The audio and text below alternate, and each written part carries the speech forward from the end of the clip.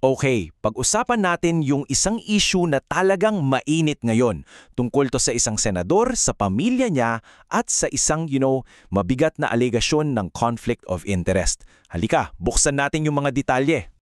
At dito nagsimula ang lahat, sa isang pasabog na pahayag.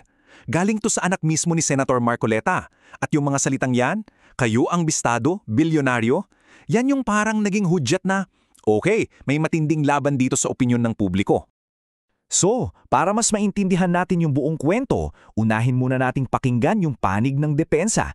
Ito yung inilatag mismo ng anak ng senador, si Congressman Paolo Marcoleta. So dito natin makikita yung, dalawang magkaibang kwento. Sa isang panig, sabi ng depensa, yung nanay niya hindi raw empleyado, walang material ties, ika nga. Pero sa kabilang banda, ayon naman sa ulat, isa siyang independent director at yung kumpanya niya nakalink pala sa mga proyekto ng mga diskaya. Ayan, magkaiba, di ba? Okay, ngayon naman himayin natin yung mismong mga akusasyon na pinanggalingan ng ulat. Ano ba talaga yung mga koneksyon na sinasabi dito?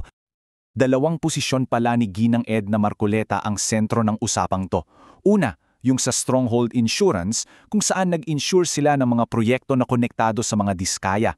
At pangalawa, yung sa Milestone Guarantee na nag-issue pa ng bond para sa isang proyekto na, grabe, tinawag pang ghost project. At dito na lalong nagiging komplikado ang lahat. Kasi habang may posisyon yung asawa niya sa mga insurers na to, si Senator Marcoleta naman abala sa mga pagdinig sa Senado.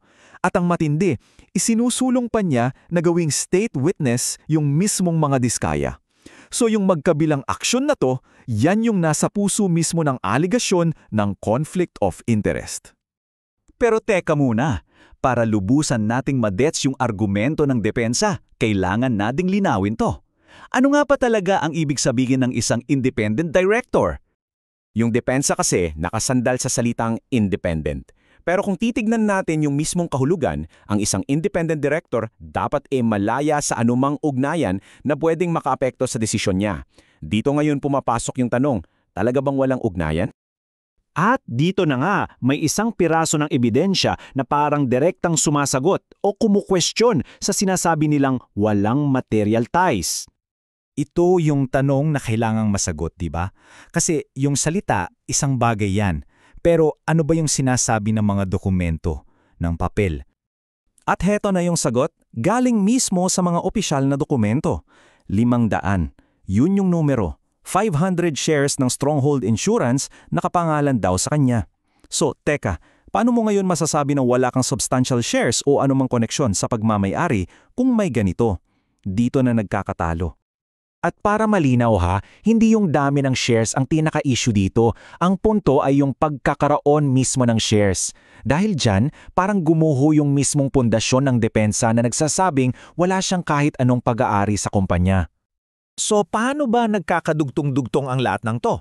Pag pinagsama-sama natin yung bawat piraso, ano ba yung nabubuong larawan ng posibleng conflict of interest dito? Tingnan niyo tong table na to. Parang web, di ba? Isang sapot ng mga ugnayan. Si Senator Marcoleta, bilang politiko, may impluwensya sa mga pagdinig kung saan sangkot yung mga diskaya. Yung asawa naman niya, si Edna Marcoleta, may posisyon sa mga kumpanyang nakikipagnegosyo sa mga diskaya. So lahat ng linya, saan tumuturo? Sa iisang grupo lang, yung mga diskaya contractor.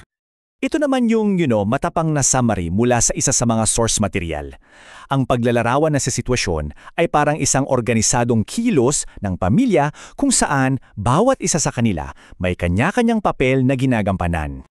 At ito na talaga yung pinakasentro ng usapin. Kasi yung conflict of interest, nangyayari yan pag yung personal na interes, sa kasong to interes ng pamilya, ay pwedeng makaimpluwensya sa pagtupad ng isang opisyal sa tungkulin niya sa bayan. Ang tanong na lang, umabot na ba sa puntong yon ang sitwasyong to? At dito natin iniiwan ang ating pagsusuri. Yung mga kilos ba ng bawat miyembro ng pamilya, nagkataon lang ba? Independent sa isa't isa? O bahagi ito ng isang mas malaki at planadong galaw? Isang tanong na nag-iiwan sa ating lahat na mag-isip.